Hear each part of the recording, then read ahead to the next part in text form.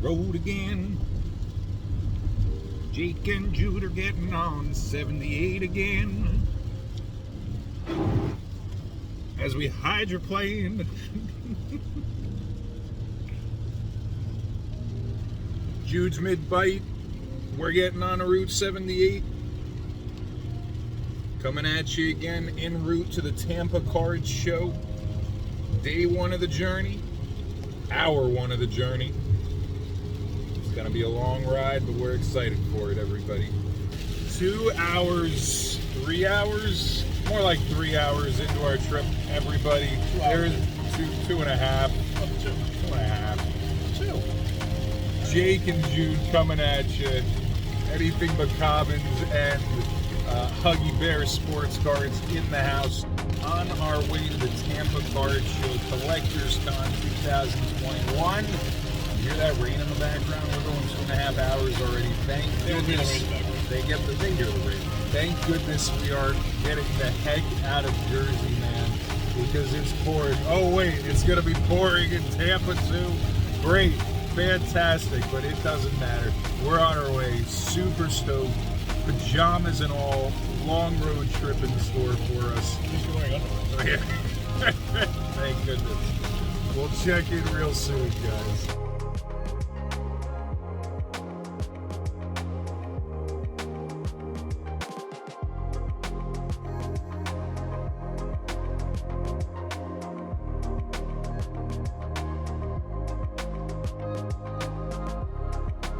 So a lot of people ask us, why do we take these road trips, right? Why not just fly? Why not just this? Why not just that? We do fly, right?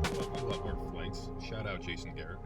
And aside from the obvious expenses and whatnot, it goes back to the saying, it's not about the destination, it's about the journey, right? It's about the journey, and it's about finding little holes in the wall on the side of the road like Dodges, where you get awesome corn dogs that start your trip off just so right.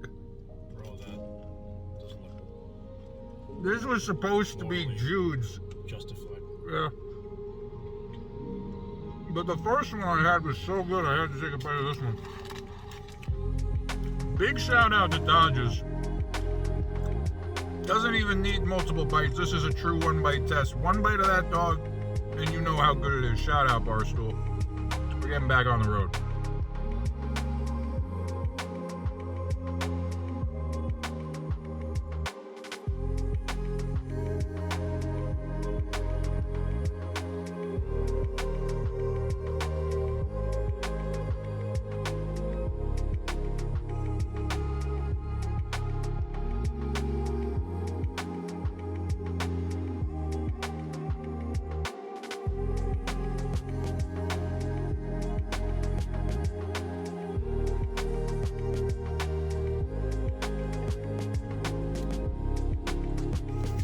We sit at our first fill up, everybody.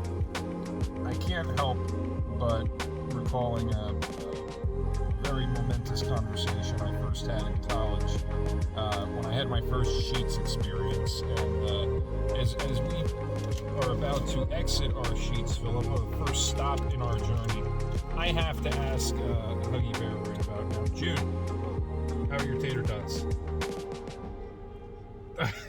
They're exceptional. I think he enjoys them very much. Jude, Sheetz, Wawa, or Quick Check? Sheetz is the Sheetz. Sheetz is the Sheetz. You heard it here from Huggy Bear. Curious to know what you all think, but as far as anything but commons and Huggy Bear goes, it's Sheetz all the way.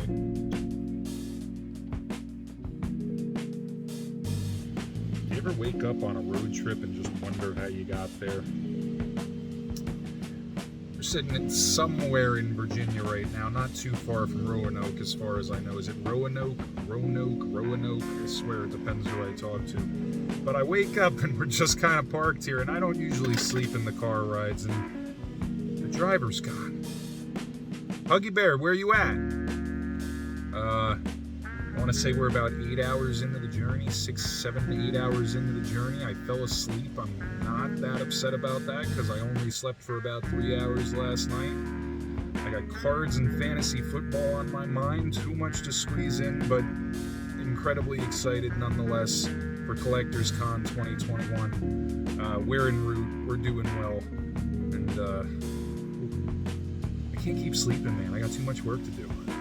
See you guys in Tampa.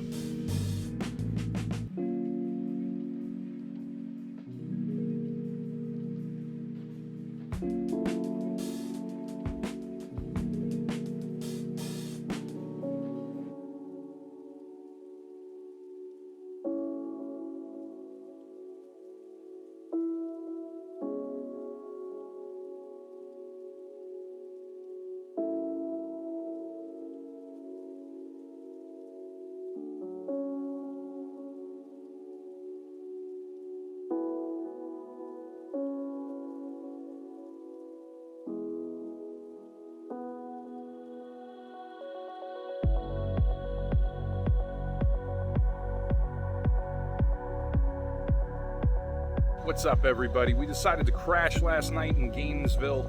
We were doing a lot of hours. I mean, we were up to 15, 16 hours on the road, and Jude looked at me and goes, dude, let's crash. And he had an even better idea. Gainesville, ladies and gentlemen, we're gonna go check out the Mealy Pops shop. I mean, why not? Jamil and the gang really do a heck of a job. If you don't follow Mealy Pops, give them a look. It's been a heck of a journey so far, guys, but we got a lot more in store for you. The sooner we're back in the car, the sooner the journey keeps going. Check in real soon.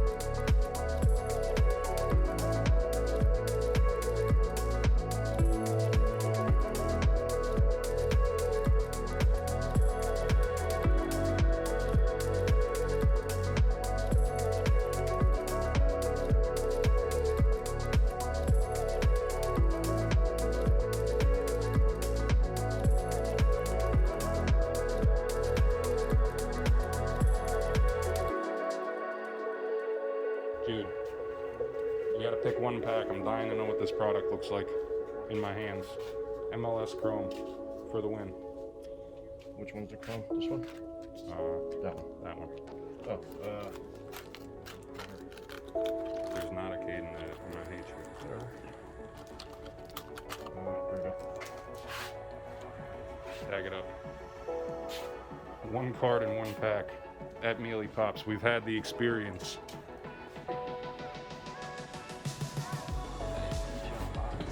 What's that? Just walking out of Mealy Pops, everybody, mask in tow. We had a great walk around. That store is set up legit, and a big shout out to Joey from the shop. He hooked us up, gave us some time. Really great customer service with these guys. And honestly, on top of that, they've got just about every product you could possibly ask for, and a huge showroom space with showcases galore. Had no intention of really going in there and buying a single of all things. You know, I'm about to do a two-day card show in Tampa, but couldn't leave it. J-Win. Sage, but PSA 10, Pop 4. I'm happy. Only at Mealy Pops, guys. See you soon.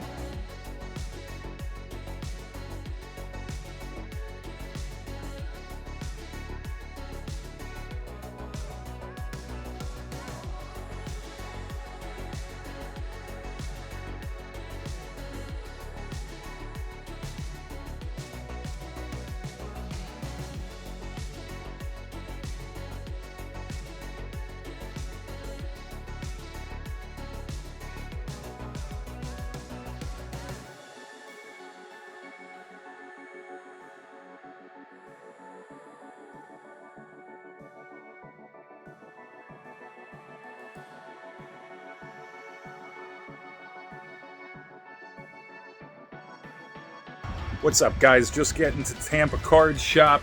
Gonna go in and see Matt, Bryant, Corey, hang out, talk a little bit.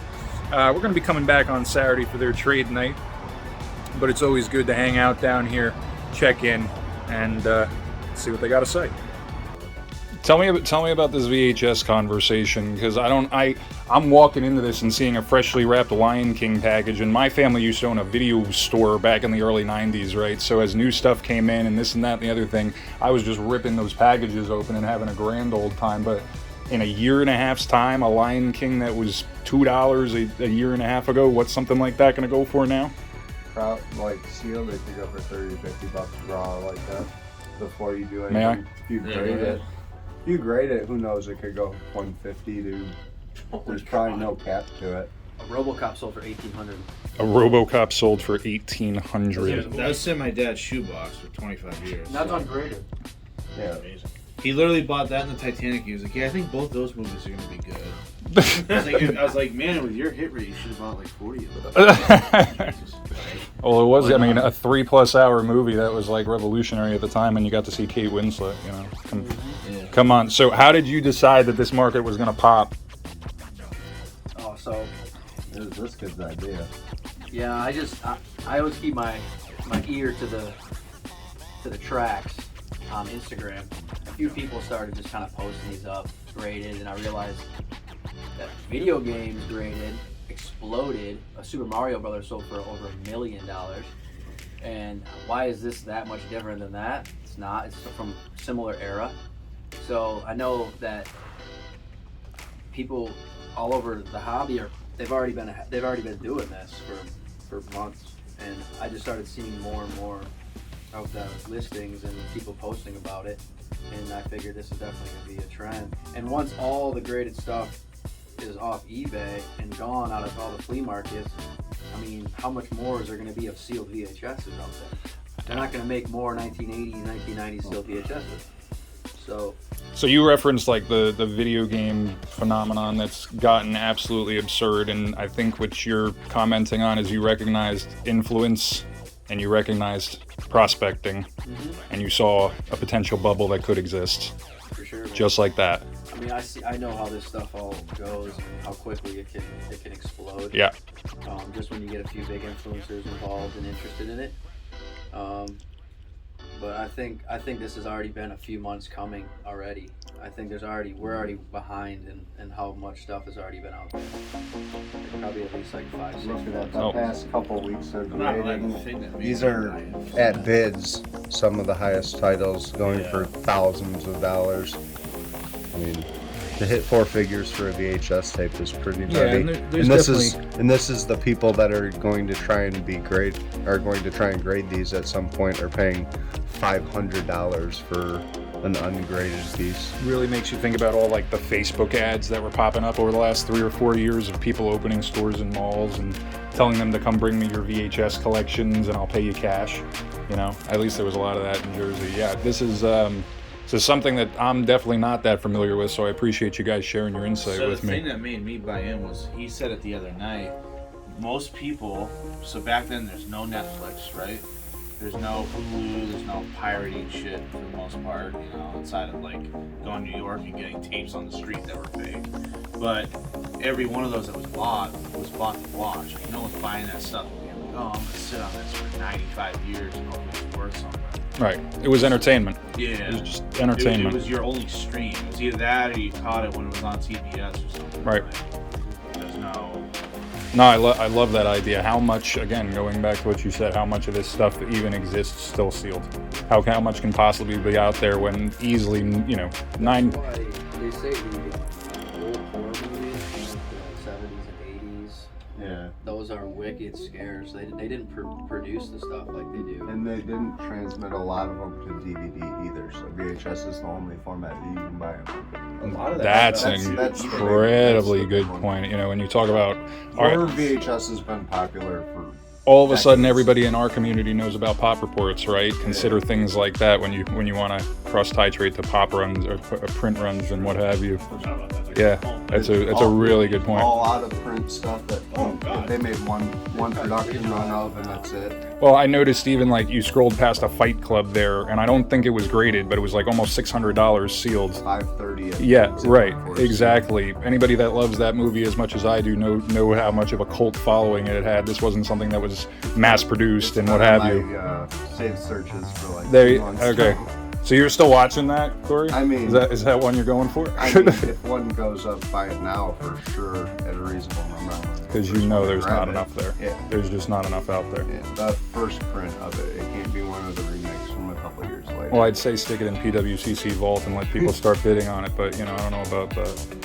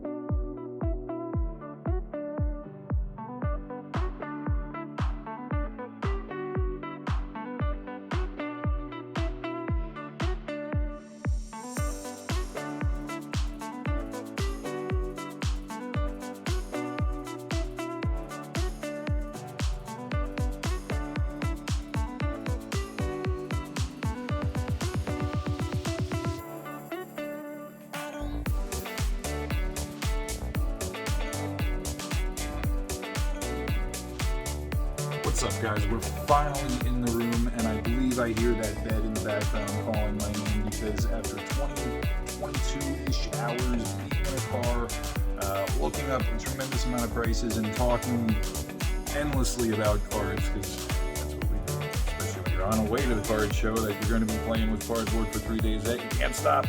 I'm shot, and I think it's the lack of water, the lack of proper nutrition, the lack of sleep, the lack of good oxygen, all the things that we say when we're at the convention itself or the shows themselves we forget to do, and we're dying later because of. Hopefully I got that out of the way this time, because I always say I'll hydrate and I'll fuel up properly, and I never seem to hit it just right. So let's hope that this Friday, Saturday, and Sunday at Collectors Con, the Tampa Card Show, the Tampa Convention Center, I will have learned from my previous mistakes and finally take that part of setting up a card show seriously, because honestly, if you're not feeling good, then you're probably not putting out the best energy either.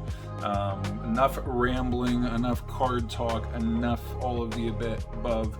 That bed right over there, it's calling my name. I'm going for it. Tomorrow is Friday from 4 to 9. We're going to be set up for pre-VIP admission, and then we've got the rest of the weekend to do some awesome deals, trade nights, and dare I say steak dinners. It's a lot to look forward to. Have a good night, everybody.